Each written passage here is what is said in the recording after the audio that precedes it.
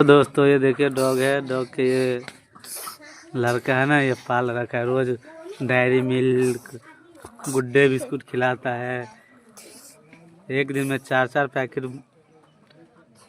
Dairy milk खिलाता है। देखो इसको शाइनिंग देखो डॉग की कितनी मस्त है। गजब का डॉग है।